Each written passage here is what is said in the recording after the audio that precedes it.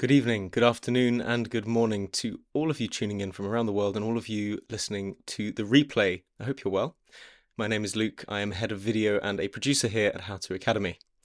Dr. Anders Hansen is a psychiatric specialist at the Sophiahemmet Hospital in Stockholm. He trained at the Karolinska Institute, holds an MBA from Stockholm School of Economics, and is the winner of the Book of the Year, Big Health Award 2017, and Sweden's Mensa Prize 2018. His book, The Happiness Cure, here it is, Why You're Not Built for Constant Happiness and How to Find a Way Through, was a million-copy international bestseller, and his new book, The Attention Fix, How to Focus in a World That Wants to Distract You, is out now. And those topics, happiness, attention, and our wider world, are what we're going to be talking about today. Anders, hi, how are you doing? Fine. Glad to be here. Fantastic, and happy publication day in the UK. Thank you. Thank you. So audience, please type all of your questions in the Q&A box down below and I'll get to them a bit later. But first, Anders, it's a big question, but let's set the scene. Okay, so what is the current mental health landscape post-COVID in 2023? Let's get some context here. Well, that's a big question, as you said. And in Sweden, 1.1 million individuals are being prescribed antidepressant medication, which means that more than 1 in 8 adults are being prescribed that today. Does that mean that we are worse off, that we're feeling worse than we used to? Well, that's a very, very difficult question to answer, actually, because it's difficult to measure these things over time. You can't just look at how many packages of antidepressants are being prescribed, because that could be due to doctors are more willing to prescribe it and so on.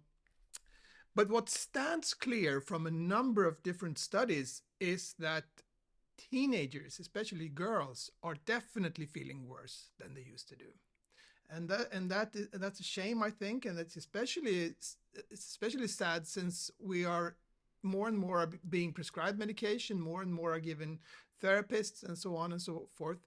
So I think my conclusion of all this is it's that we're definitely feeling worse than we ought to do, given how good things are, because we have a terrible war in Europe. We should not forget about that. But apart from that, most of us live in peaceful countries, and we have never been healthier or wealthier, actually, than at any point in the history of our species. And why then are so many people struggling with their mental health? That's the problem that I've thought so much about, and that's sort of the basics of the problems of these books. And we will get into the why a little bit later, but I think the biggest why that comes to mind and a sort of core pillar of the attention fix is new technology, specifically social media, our phones, screens. Let's just chat a little bit about that. You ask whether children are the guinea pigs for a new digitized world. Is it just children and young people? Are we all impacted, and how are we impacted? No, it's not on just children and teenagers. Attention span has been studied for at least 2 decades now by several researchers. And 20 years ago, it was about 2.5 minutes. And how do you measure that? Well, you study people when they're working. How often do they switch between things? And that was about 2.5 minutes on average before they switched to new tasks. And 10 years ago, it was down to 75 seconds. And 2021, it has contracted to 47 seconds. So it seems that our attention is just being eroded. And I think that the reason for that is that there's a war for our attention. And that war is being conducted by tech companies. And they are just getting better and better and better at grabbing that. And that means that we are spending more and more time on our digital devices. And adults spend, on average, about 4 hours per day on their smartphone. And for teenagers, it's 5 to 6 hours. It's actually difficult to measure that because it increases so fast that all these measurements become inaccurate after just a couple of months.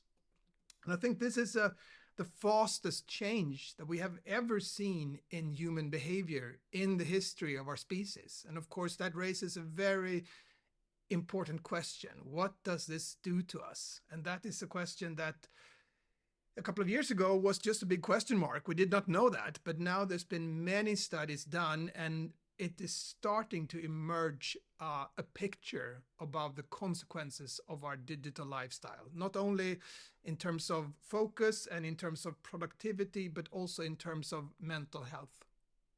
And some of the stats that you quote are genuinely chilling. And this was from a couple of years ago, so no doubt it's got worse during COVID, but I'll just throw some out here.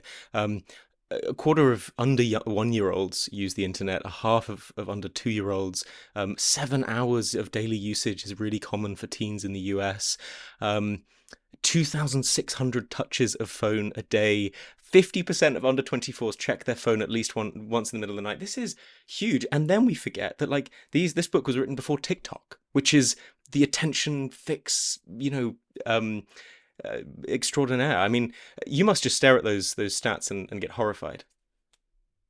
Yeah, I mean, you wonder, why is this the case? And the reason for this is money. The most valuable thing in today's society is not dollar or euros or pounds or gold. It's yours and mine attention.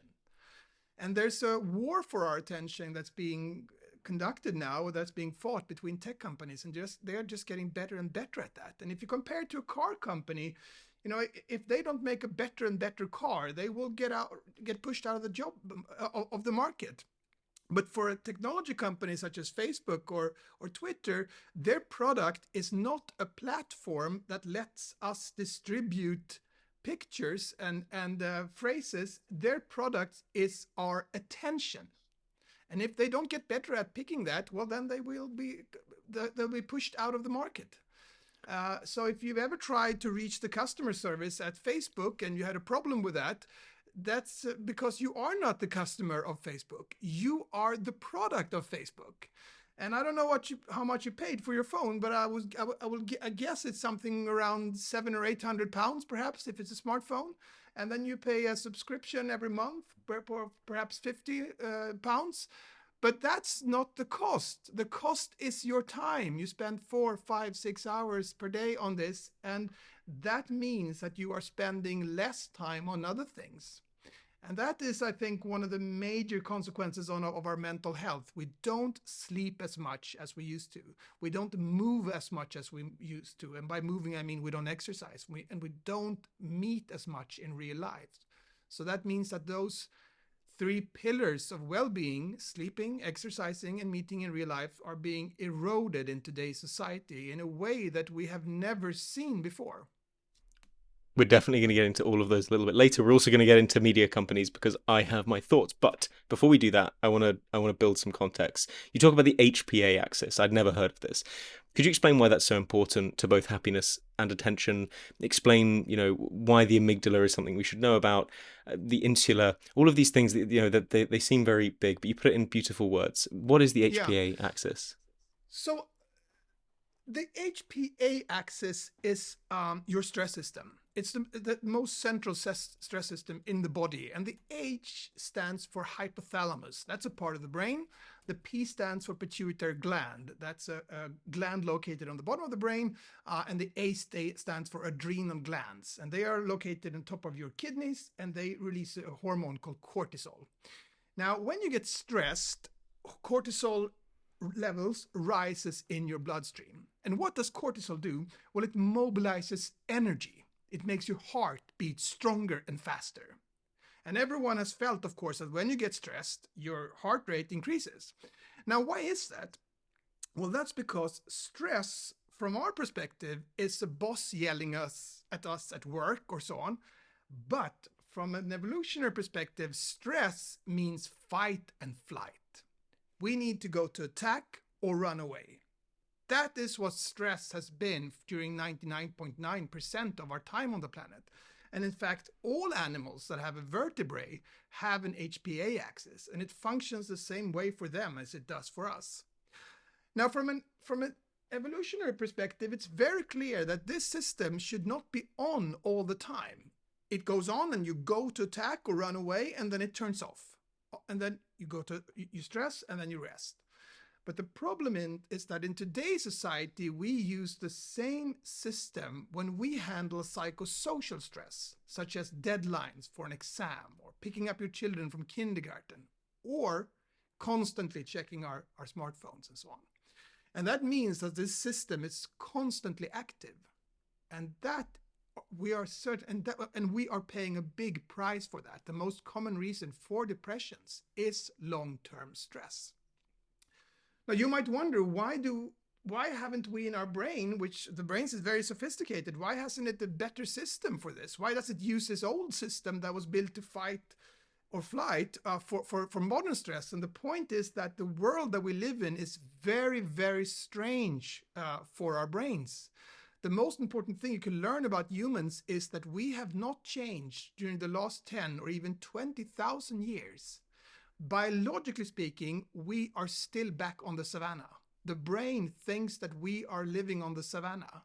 So this world that you and I think is so natural, with cars and Tinder apps and refrigerators full of food and airplanes and so on, that's a very, very alien world for the brain to be in.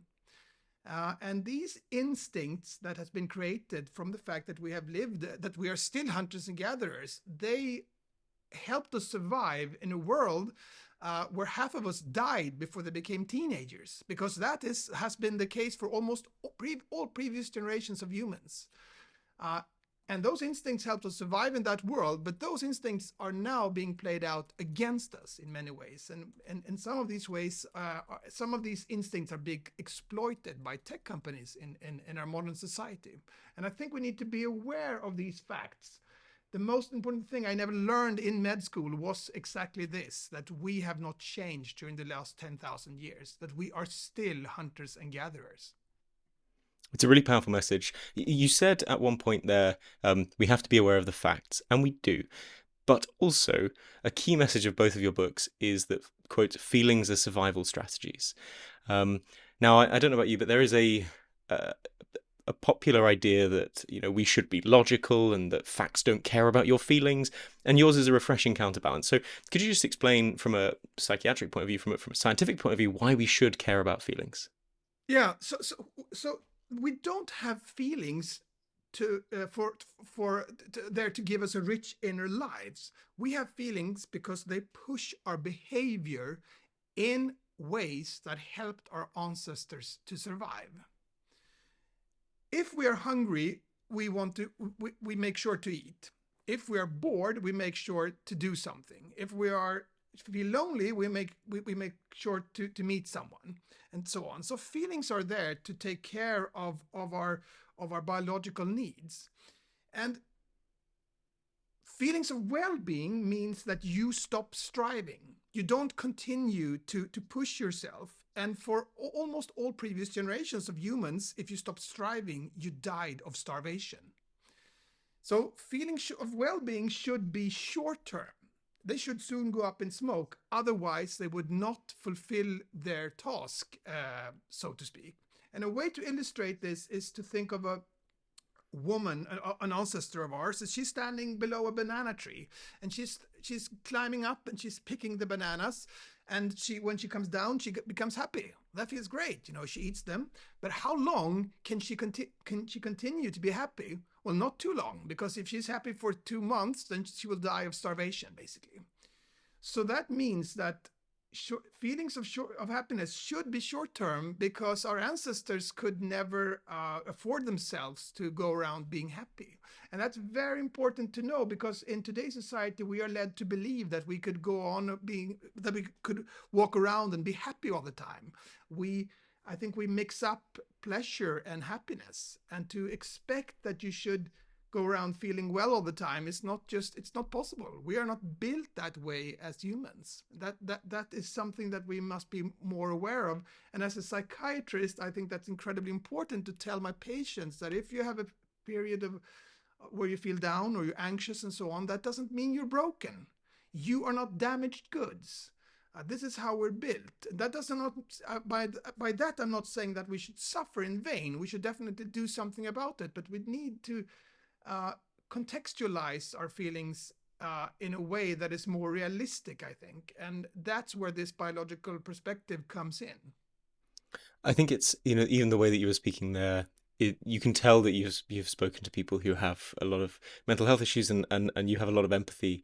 And I think that's a structure in the whole work, in the whole of your work, which is that you shift the blame from the self and from, like, I should choose joy, not fear, and I should think positive, to the brain, and it's not my fault. It's my brain doing its thing.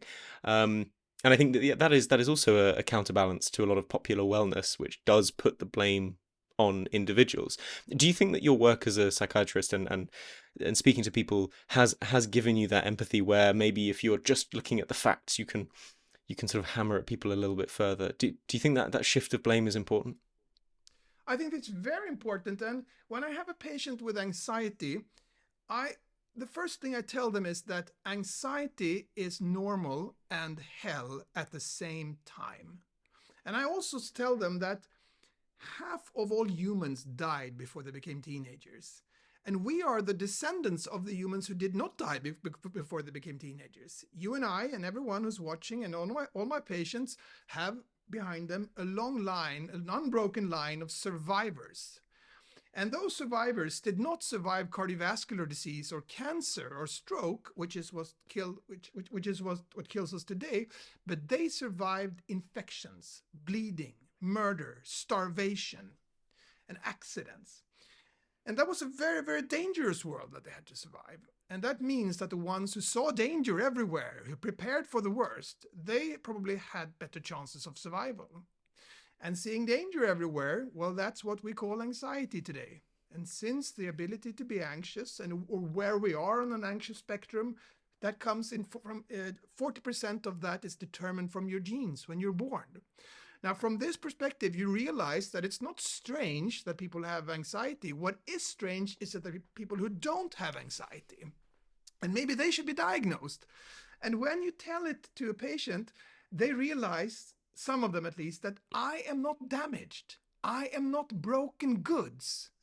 And that is very important, because we are constantly looking for a story or a role that explains not only the world to us, but that explains ourselves to us. And if we see ourselves as damaged goods, as broken, that is very, very toxic. So the way you contextualize anxiety or a depressive episode is very important of how you experience it. So therefore, I think this biological perspective is important. And a lot of self-help books sells this myth that you should just pull yourself up or choose happiness or whatever. And that sounds nice, but it's not that simple. Mother Nature is much more powerful. She creates much more powerful mechanisms in us than those that can be fooled around by simple cliches. If it was that simple to trick anxiety wouldn't be there in the first place, because it would never fulfill its purpose, which is to help us survive. So I think sometimes that this positive thinking, this optimism has a coolness, almost sinister coolness in it, because it presents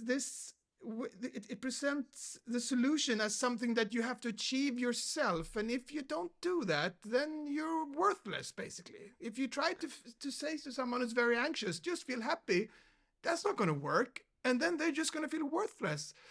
So I'm not saying that this positive thinking isn't important. It could be important too. It's where you put it's where you put where you stress the balance, so to speak. So I, biological perspective is takes away some of the stigma. It makes people kinder to themselves, in my experience. it's so wonderful to hear you speak so passionately about it, and I think it's absolutely a perspective that's so needed. I think to go back to the model of shifting the blame from the self to the brain, can we push it further, right? Can we push from the brain to specific actors? You spoke there about the people who are buying your attention, the marketers, the social media companies, big data, arguably poorly informed politicians as well, who are allowing this to go on. Who are the people who we should be sort of holding to account, and we can't just blame kids for being on their phones, right? There are people who are profiting off it. Who should we be thinking about there? Yeah, that's a great question, and I think that social media companies are partly to blame. These are incredibly complex issues, of course. But for instance, there's been a discussion whether social media is harmful for our well-being. And it's been very hard to study that. And why is that? Well, that's because no one wants to quit. You can't say to someone, give us your phone for 2 months and then we'll see what happens, because no one wants to handle in their phone. So it's very hard to do these studies. But it turned out in 2021 that a whistleblower reported to Wall Street Journal that Facebook's own researchers knew that Instagram made a third of teenage girls look negatively on their own body. And in about 10% of the cases where teenagers had suicide thoughts, they could be traced to Instagram. Now, these researchers at Facebook, they had access to data that external researchers could only dream of. And they warned about this to the senior management, and the senior management did not just ignore these warnings. They actively hid them from the public. And that is a disgrace, I think. A whole generation, hundreds of millions of individuals in their most vulnerable part of their lives, when they're teenagers, their lives is playing out on a platform, a big part of their lives, and the platform doesn't care whether it's safe or not. I mean, that's horrendous, I think.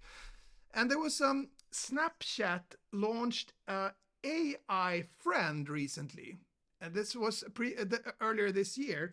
And as in Snapchat, you could chat with your friends, but they launched an AI friend, and you could talk with this virtual artificial intelligence friend, and it sounds very harmless, right? You could talk about whatever, and they could tell you that read your homework or go to bed or whatever. It sounds nice.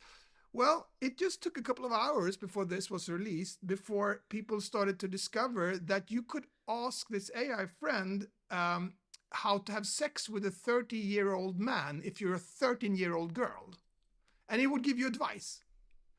And you could ask it, well, I'm 13 years old and I've smoked a lot of dope, and I don't want my mom to see or discover that. So how should I wash my shirt to make sure it doesn't smell? And they were given advice. Now, Snapchat warned, they seem to have suspected this, so they warned that the AI friend could hallucinate and that these things could happen. So they were trying to say, don't blame us about this. But the thing is that if they had just spent a month or two more on security work, they could have fixed this. Why didn't they? Well, I think that's because they were in such a hurry to jump on the AI bandwagon, because artificial intelligence has been so hot, that they didn't care. They put the money before the safety of teenagers, and they rolled out this product to hundreds of millions of individuals. And I as you probably remember, Facebook had a saying that move fast and break things. And this is exactly it. They moved fast and they broke teenagers. So it shows that it's a very sinister world where profit always comes before safety. And when I read about these cases, and when I read about how much teenagers and adults, for that matter, spend on social media, I think of experiments that was conducted by a biologist from Holland called Nicolaas Tinbergen, and he got the Nobel Prize in the 60s, I think. But he made discoveries in the 1940s where he took seagulls, the bird seagull, and the seagulls have on their beak a red dot. Now, when the newly born seagulls, they pick on the beak, on the red dot on the beak on the parent, because that signals that they want food, and the parent gives them food. What Tinbergen did, he took a pencil, and then he drew a big red circle on that pencil. And that circle was bigger and redder than the one that the parent had on their beak. And he held this pencil in the nest, and the younglings picked on the pencil, even though they were hungry, and even though, of course, the pencil could not provide them with food, and even though the parent was in the nest. Now, Tinbergen called this a super stimuli. It's a stimuli that is so strong that it overrides what nature has provided. And I think that so many things in today's society are super stimuli. Candy is super stimuli. There is nothing as sweet in nature as candy. There's nothing that contains so much calories as candy does. Candies are basically super fruits. And when we eat them, our brain, which is wired for survival and starvation, thinks, this is awesome. I have run upon the best tree on the savannah. Eat everything. And then we feel an urge to eat all of it, of course. And the same thing, the same logic can be applied to our digital technologies. They are super stimuli. There is nothing so rewarding in nature. And that makes it very, very difficult for us to put them down. And when we try to put them down and we can't, we blame ourselves. We feel worthless. So part of the problem is, of course, to what you can do for yourself, but part of the problem is these companies have not taken responsibility. And what can we do about that? Well, we could do what you and I are doing right now. We're having a discussion about it. We're raising awareness of it. These companies have become the infrastructure of society. They are the bridges that we, like the bridges that we drive or walk across. They're the buildings that we live in. And we have a lot of regulation when it comes to buildings and bridges and cars and so on. But for these companies, we don't have any regulation. And that's very, very strange. It's honestly spine chilling to hear you speak so angrily and passionately about it. I think it's absolutely the energy that we should all have. Just a brief thing. Oppenheimer, obviously in the cinemas at the moment, and you quote some developers of the iPad and developers of the iPhone. You know, they say they wake up in cold sweats thinking, "What have we brought to the world?" It feels very nuclear. These people know, and they knew quite a while ago, and it feels as seismic as sort of a super bomb. But I want to go back. So you said infrastructure. You know, it's like the infrastructure that we use, but of course, infrastructure links to culture, right? There's no point in having bridges if you don't drive. And you compared just there the banana tree in the savannah, and in the book you also talk about the comparison to McDonald's, and you say, well, of course, you know, the brain thinks the same, but those two things are very different because McDonald's is sanctioned by our culture, and it must be sort of brains plus technology plus culture. There are really interesting, the Chinese invented gunpowder and they made fireworks with it. They didn't make gunpowder. They didn't make guns. It took the Westerners to sort of use it and the culture of that to make violence. Our culture is also to blame here as well, right? We allowed the technology to become super stimuli. We could have rejected it, and I think we have to continue that, right? We have to consider Yeah, that's a very good point. And I think you could compare it to the petro industry. It was known for at least 50 years, perhaps 80 years, that if we burn a lot of fossil fuels, we will fry the planet. We will have a greenhouse effect. Now, what did the petro industry do? Well, they hired a lot of lobbyists to make sure that this knowledge was, fussed around. Maybe it's not so bad, yada, yada, yada, yada. And you have all these you can't say for sure whether it's a warming effect, yada, yada. And then when it became reality, it was too late. It was already, we were so attached to our fossil fuels that it was very, very difficult to turn around. And I think that you could make that comparison. Social media companies have spent an enormous amount of money on lobbying in order to make sure that they are not regulated. And that's just a shame. And now it's very, very difficult to take it away. Completely. And so let's move back to the brain, because that is probably easier to understand than society as a whole. You speak about how our brain is hardwired to be terrified of social exclusion, and you draw that to both phobia of public speaking, but also of like not being in the WhatsApp group, which seems so silly, but you give it a really good biological reason. Could you speak about the science of that? Yeah. So one of the most interesting discoveries during the last decades in medical science is how important or how dangerous loneliness is. And by loneliness, I don't mean a day or a week, but long-term loneliness. And though I also should add that our social needs differ. So if you can't measure loneliness any other way, then ask, do you feel lonely? And if you feel lonely, you are lonely. If you don't, you're not, so to speak. Now, it's been shown that long-term loneliness seems to be as dangerous as smoking 15 cigarettes a day. That doesn't only increase the risks of depression, that's pretty obvious, but it also it worsens your prognosis for all forms of cardiovascular disease. If you get a heart attack or cardiovascular disease, you are more likely to die if you are lonely. And we also know that it seems to affect the risks of some forms of cancer. That is very strange. I mean, how could loneliness be dangerous? That it's boring, of course, that's one thing, but how could it be dangerous to the body? And the reason is probably that loneliness meant death for our ancestors. To be in a group, you were safe. If you were isolated, you were gone. You would die.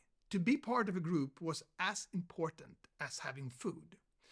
Now that means that the ones of our ancestors who had the most strongest drive to create and nurture social bonds with other humans, they had better chances of survival. They wanted to stay in the group, and they did, and they survived, and they passed on their genes, and we are the offspring of them. And that's why we want to stay in a group at all costs. So when we are experiencing a state of isolation or loneliness, we are in a state that historically, for almost all previous generations of humans, meant that you were going to die. No one could help you. And then your stress system is turned up.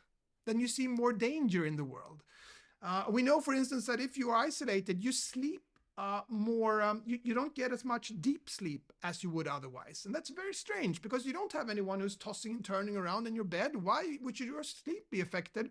And the reason is probably that the brain can't afford itself to have deep sleep because no one can wake it if something is happening. That's what I mean by that we're still biologically on the savannah, so to speak. So loneliness is very dangerous for us, and I think that our social needs, they evolved during not only hundreds of thousands but millions of years when we met face to face. Because it's not just a face that we register. We register body language, posture, the way, someone smells, touch, of course, and so on. And if we don't get those social signals, we risk feeling lonely. We could replace some of it by a screen, but not all of it. And I think we all felt that during COVID. And what we have seen during the last decades is that more and more people are experiencing loneliness, and that is detrimental for their health, unfortunately. And I think this partly is because that we have replaced meeting face to face to a screen. Absolutely. And to speak about COVID as well, the difference between doctors online and in person is a huge thing. And I remember they were doing studies on why married people live longer. And some people believe it's simply just that if you have someone else in your house who has a health problem, you're more likely to go to the doctor. Like someone else will look after you, sometimes better than you look after yourself. And that's an important thing to recognize, I think, in a world that's so individualist and so you can do it yourself. Having people around physically, and whether they're friends, whether they're partners, is life-saving. Yeah, absolutely. And what studies also have shown is that if you are lonely and isolated, you will start to experience people around you as more hostile. Neutral faces become slightly aggressive, and slightly aggressive faces become more aggressive. And that's very dangerous. That's very strange. I mean, why would you perceive others as more hostile? That doesn't help you in your social to connect to people. And the reason is probably that when we are lonely, we are in a state that meant that no one could help us in our past. And then we have to see the world as more dangerous. So the brain amps up its preparedness for danger, so to speak. And in today's world, that means that we see others as more hostile. And to teach people about this, people who are experiencing isolation, that you will perceive others as more hostile or angry. And that's not because you are broken. That's because you function this way. That's a very important message to get to break loneliness. It's been shown. So I think, and for the ones of us who don't experience loneliness, it's important to realize that someone who is a bit edgy or perhaps slightly kind of angry or whatever towards us, maybe that's a symptom of loneliness. It's a really important and loneliness lesson. is regarding how big health effects it has. It's a huge low-hanging fruit in terms of public health. If everyone would just spend 30 minutes a week by contacting or just calling actually someone who is lonely, and that would make a huge difference. It would actually give people a longer life. So So it's so important. that's the good part of this equation. There was a study done during COVID where many experienced loneliness, and they had individuals who were very lonely. They were all between 20 and 100 years of age. That was a big spread. And then they were called 3 times a week, 10 minutes every time, by someone who just chatted about, whatever.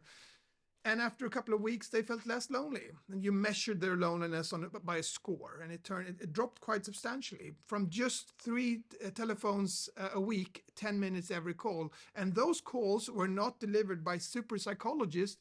They were delivered by teenagers, and they had gotten training that can be summarized in a couple of sentences. Listen to the one you're talking to, be interested in what he or she is saying, and let him or she decide the topic. That's it.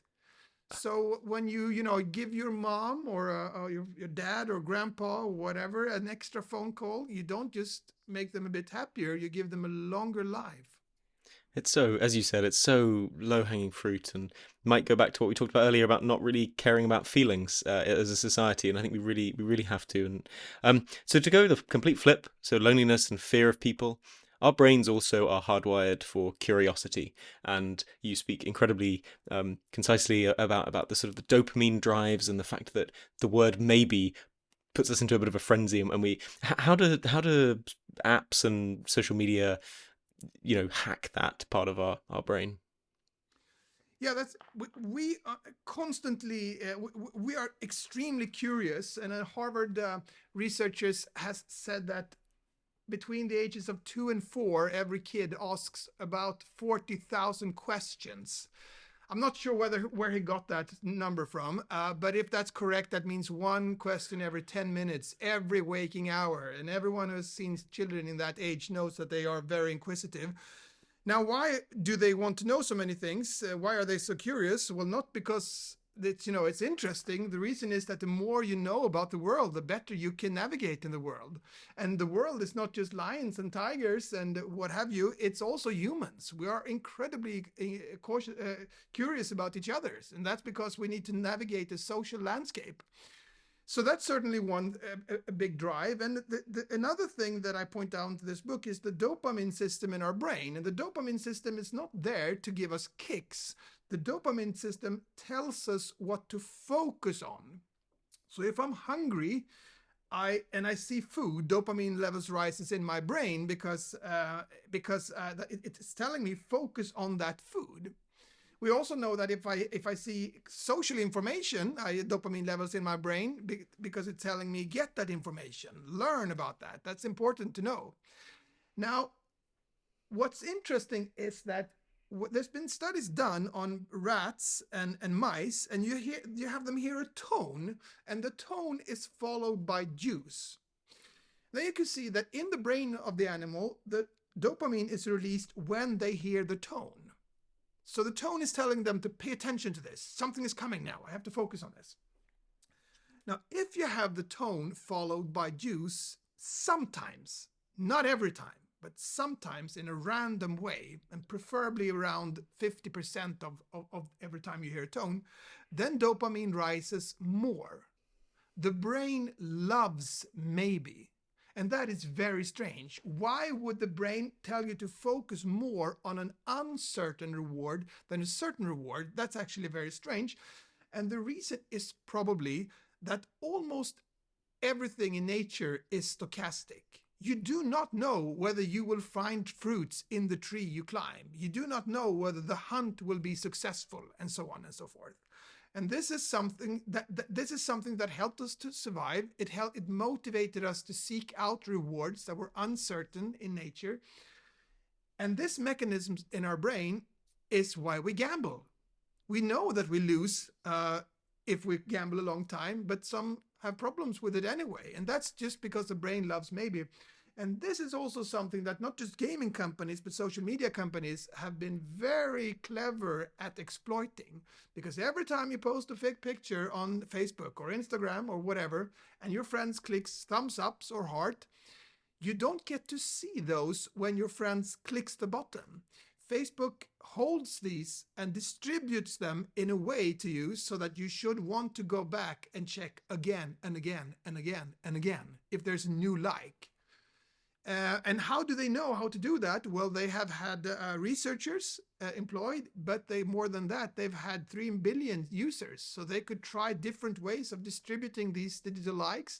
And when they find the most efficient ones, they roll it out to everyone. And that's just one of many, many, many examples of how mechanisms in our brains that are very powerful in driving our behavior and that helped us to survive are being Achilles heels in our modern societies.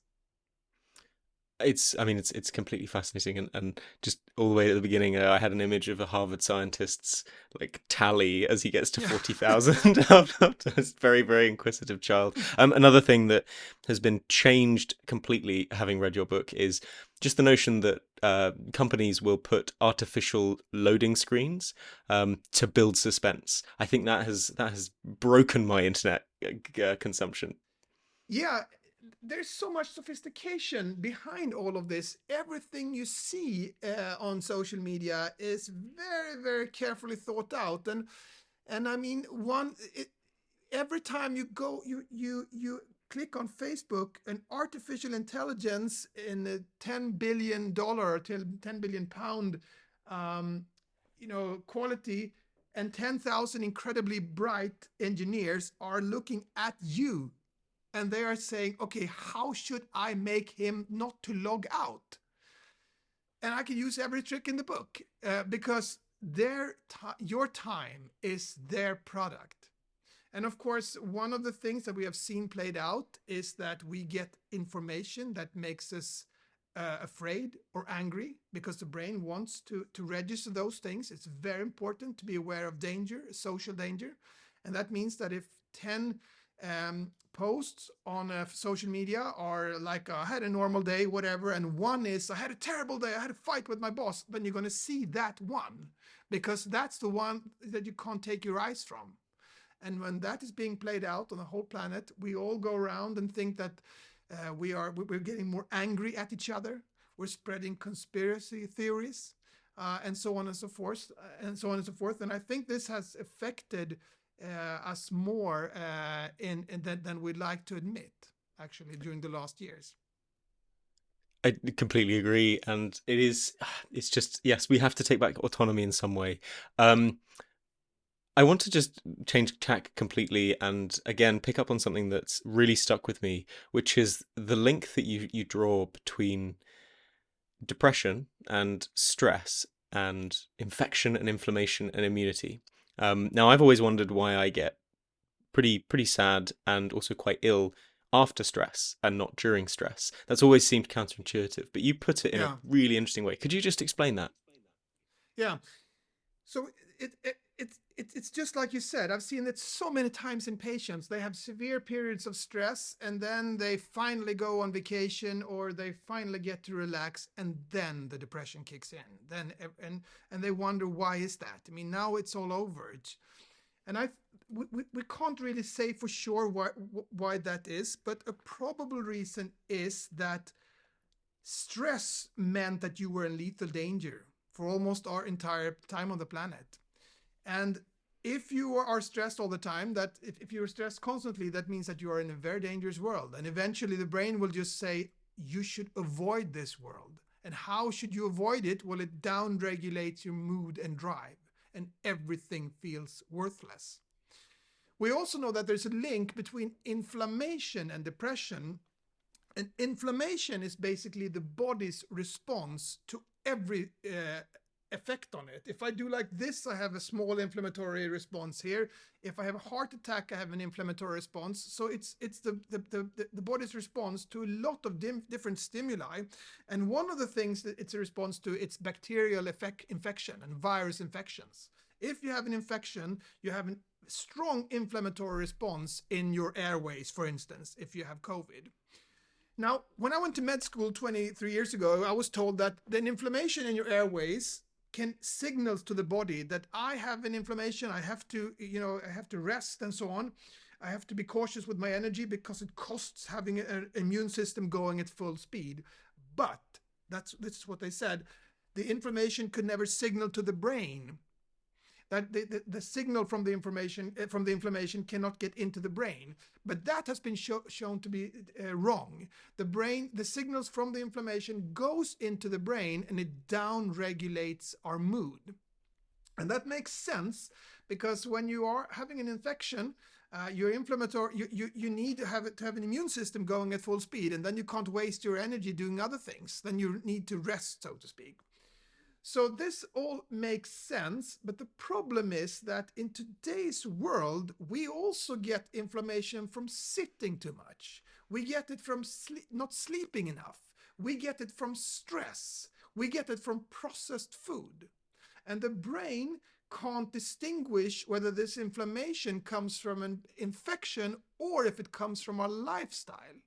And it responds by down-regulating mood and drive. And thereby, I think our modern lifestyle is tapping into another of these defense mechanisms that helps us survive, and that we pay a price for that in terms of our well-being. And if you think this sounds speculative, I mean, then you are smart. You realize that's a very good point. But the link between inflammation and depression is now very, very strong in science. Numerous studies have shown exactly this. So we need to look at depressions not just from the perspective of what's happening in our social life and our psychology, but also from what's happening in our bodies and our physiology. And when you learn more about this, the advice that everyone has heard about sleep and about exercise and so on, they become much more substantial. They go from being a cliche to something that you really want to prioritize because you understand the logic of it. You understand how it affects your body and indirectly how your brain is interpreting what's happening in the body. I think it's such an important point. I think there's such a sort of Cartesian dualism between body and mind in science, and to see it more holistically is such an important thing. You segued perfectly onto what I wanted to talk about in the last sort of 10-15 minutes, which is some practical tips, both to mainly to have slightly better attention and also maybe to have some happiness boost as well. The first question and the first practical tip that I've seen in the comments and the Q&A a little bit is to have less screen time, to be less addicted to your phone. But that comes with a problem, right? It comes with the parent who says, if I limit my kids' screen time, they'll lose out on friends, or, it's much cheaper than hiring a babysitter to give them an iPad. How practically can we go about little ways of decreasing screen time, both in ourselves and maybe for kids? Well, I don't have kids myself, and I've seen my friends' kids with what hell this can be. When they bring this up, the kids get furious, and that by itself, I think, shows how incredibly addictive these technologies are. And I think, going back to what I said about the Nicotinbergen and the birds who picked the red dot, that these are super stimuli and we can't have them around all the time. It's just not possible. It's really as simple as I can't have candy in my apartment. I will eat it. It's just too seductive. And therefore, I think we need to create a distance to technology. We should not have it in the bedroom if we have any problem sleeping at all. We should not have it in the classroom. We should not have it in the meeting room and so on, because it's grabbing our attention. And for instance, there's been studies done where you have students doing tests for memory and focus, and some of them bring their phones into the classroom and some of them they leave it outside, and the ones who leave it outside perform better. And that's very strange, because the ones who bring it in doesn't even pick it up from the pocket. It's just grabbing your attention from being in the pocket. And the reason is probably that it's providing you with so much rewards, so much dopamine, that you constantly have to think, I should not pick up my phone, I should not pick up my phone, I should not pick up my phone. And then that takes some of your mental bandwidth. And that doesn't make a big difference if you're doing something very trivial, but if you're focusing, if you're studying and so on and so forth, I think it makes a difference. And there was a study in Norway that came out just a couple of weeks ago that showed that 81% of of everyone below 30 thought that they spend too much time on their phone. And that's a big increase. So teenagers and young adults and everyone is realizing that these technologies are so addictive, and we should not really blame ourselves because it's too tough, basically. And I don't know what advice to give to parents other than create distance to it a couple of hours every day at least. Um, I don't think there is any way around that. And if you want to tell a teenager how to not to smoke, then you shouldn't, and you provide him or her with data on how dangerous it is in terms of lung cancer, emphysema, and so on. That doesn't work. You don't care about that when you're in your teens because you think you're immortal. But what does work is to say to them that tobacco companies, they don't care about you. They don't care if you live or die. They just want your money. They make addictive products so that they could squeeze every single buck out of you. And whether you are healthy or not, they couldn't care less. And I think that you could use the same logic in terms of Snapchat. They don't care about you. They don't care if whether you will meet a 30-year-old man who will exploit you sexually or whatever. They couldn't care less about that. So, by presenting in that way, you could sort of raise that inner rebel. And some kids might say that I'm not going to let these companies take my sleep away. I'm not going to let them exploit me, so to speak, to make money. So maybe that's a better strategy. I love the reverse psychology.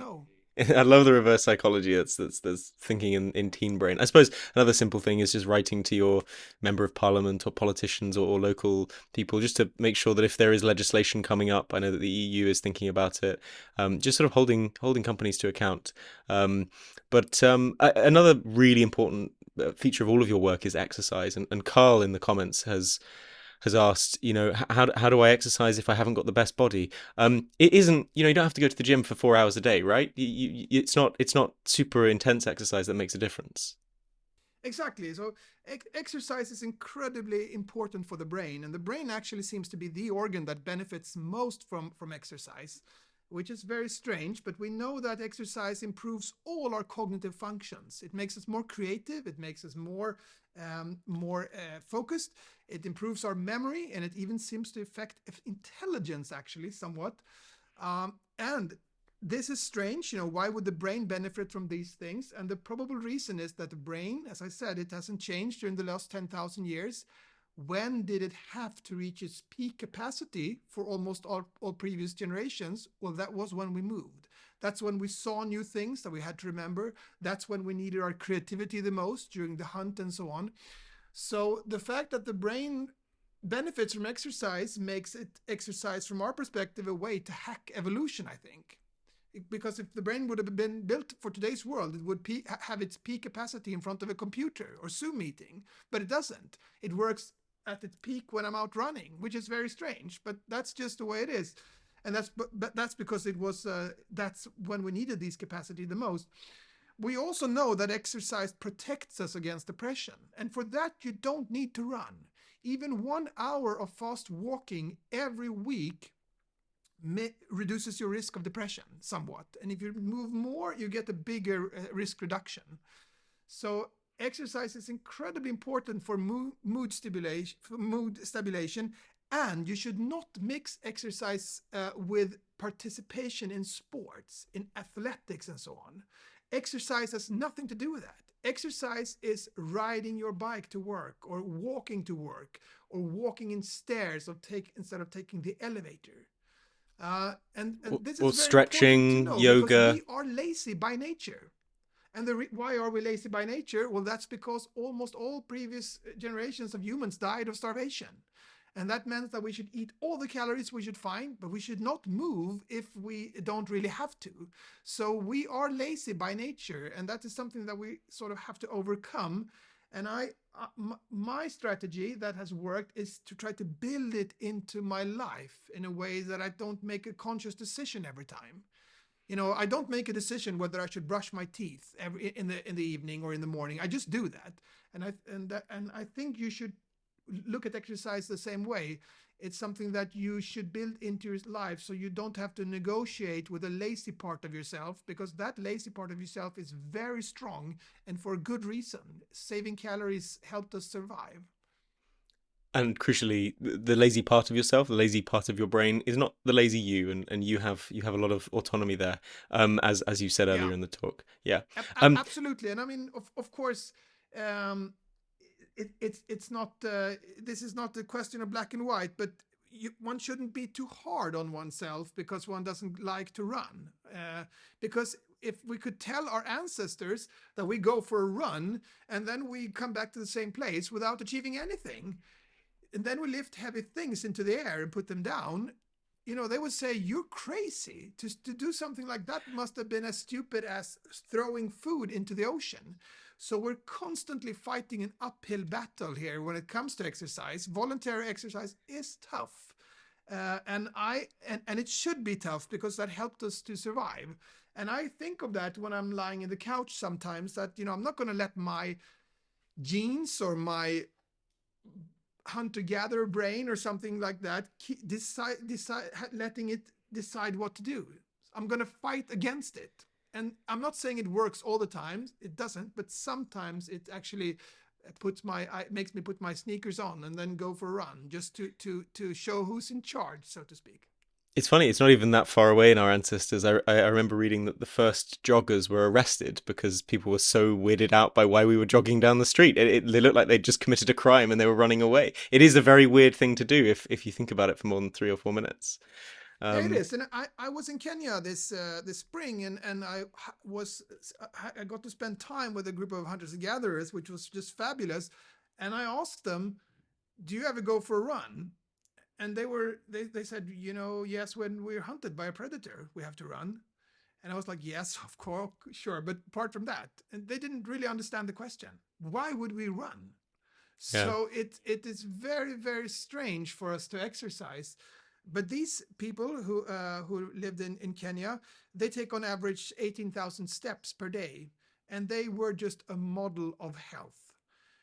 They have been studied, and they don't have any cardiovascular disease, almost. They don't have any hypertension. Diabetes is something that one hasn't seen. And remember, these are people who don't have access to any healthcare at all. They don't have any doctors or any medication or anything, and they were very, very healthy. And they seemed, from what I could tell, even though that's difficult, they seemed very, very they seemed to be feeling well, all of them. They were not having a lot of anxiety. The kids were playing and playing soccer, and everyone seemed happy, basically. And when I went there, I had this feeling that, okay, I felt a bit sorry for them, because they don't have modern societies, they don't have TVs, they don't have hospitals or school. And when I could not help feeling that, and when I went back to Sweden, I thought, it's not them I should feel sorry for. It's us. What are we doing to ourselves? That was the big takeaway from that trip. It's Rousseau and Hobbes all over again. Final question from Al, who says, to play devil's advocate, what about all the positives in social media? Activism, solidarity, being anonymous in potentially dangerous environments. Could you maybe speak about how to do social media in a good way and how to do it in a bad way? Right? You speak about the difference between individual and communal social media in the book. Could you just go into that a little bit? Yeah, I mean, of course, modern technology and social media can help us. There's no question about that. So I'm not a Luddite in any way, but what I am against is this business model where basically just our eyeballs on the screen is what's counting. Social media could have been designed in a way that makes us connect in real life, and then it becomes less addictive. It could have been designed in a way so that it tells me, oh, you've been on for too long. And then all of these technologies that I've told you about, how they distribute likes and all that stuff, that is downregulated. So it looks very boring after a while, because it focuses on how I should feel as good as possible, not that I should spend as much time on it as possible. And I think these companies, they want to push this narrative that it's pro or against tech. That's not the narrative. It's pro, user or pro company. If we want products that are more in line with how we function, then we will get that. And we should not adapt to technology. Technology should adapt to us. A brilliant way of ending. I hope as I have been, you listener are inspired and excited and obviously daunted by the challenge, but I think we can do it. Just a final message. In all of your work, you say, if it gets really bad, do go and seek help. There's no intrinsic worth and no value of being anxious or unwell. That's a really important thing to remember, right? Yeah, absolutely. Absolutely. And seeking help is a sign of strength. But I've always asked about this advice, and my main advice apart from that is that learn more about the brain, because it's incredibly interesting. You will learn more about yourself, and you will eventually change behaviors when you realize how you are built under the hood. And it's, as I said, it takes away stigma, and it makes you more forgiving to yourself. And it's certainly been that way for me and for many of my patients. And that's what I've been trying to convey in these books. Anders, thank you so much. What a wonderful conversation. And thank you for your books. Please, everyone, go and check them out. They are available in all good bookstores as of today. Have a lovely evening. Thank you, everyone, for your questions. And thank you again, Anders. Thank you. My pleasure. Take care, everyone. Bye-bye.